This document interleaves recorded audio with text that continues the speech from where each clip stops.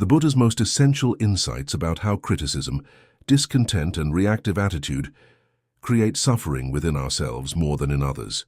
Let us unfold this in detail through the lens of the Buddha as Dhamma, the Buddha as teaching on discontent and criticism. 1. The root. Discontent comes from the untrained mind. In the Buddha's view, discontent and dissatisfaction, arati or asantuti, do not arise because of other people's flaws, but because of our own untrained reactions. When we criticize others harshly or feel disturbed by their behavior, what actually arises in us is aversion, dosa, one of the three poisons, lobha, dosa, moha, greed, hatred, delusion. The Buddha taught, others may speak harshly to you. Still, you should not let your mind be moved by anger. For when you are angry at an angry person, you merely add to the suffering. Dhammapadatiga sima. So when you hold dissatisfaction toward others, when you dwell on their faults, rudeness, or attitude, the pain you feel is not their doing, but your own mind's disturbance. The mind that holds on to dislike is the mind that suffers. Criticism is only right when it is pure. The Buddha never said we must ignore wrong or unwholesome behavior, but he taught that criticism must come from wisdom and compassion, not ego or anger. In the Vinaya Pitaka and Sutta Pitaka, the Buddha often corrected monks and lay people, but always with calmness and loving kindness, metta. He said, speak only that which is true, beneficial, and spoken at the proper time, Anguttara Nikaya. Thus, you must return to your criticism is right means, when you see a fault, look inward first. If your heart is pure, your words will guide, not wound.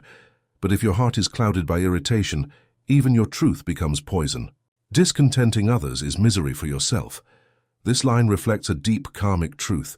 When you deliberately hurt, blame, or cause agitation in others, even if you believe you are right, you create suffering first in your own heart.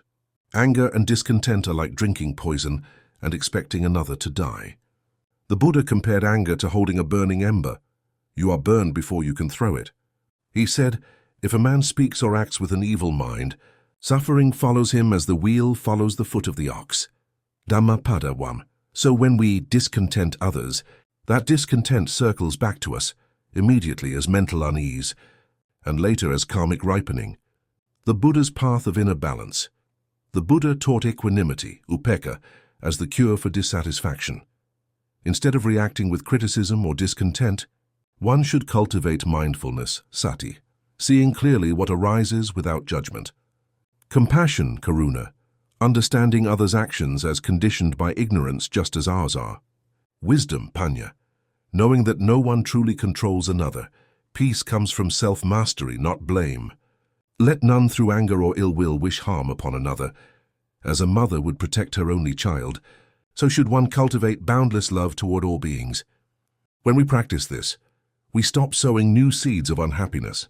We learn that peace is not found in changing others, but in transforming our own reactions. Summary of the teaching: you don't need to dislike or criticize others.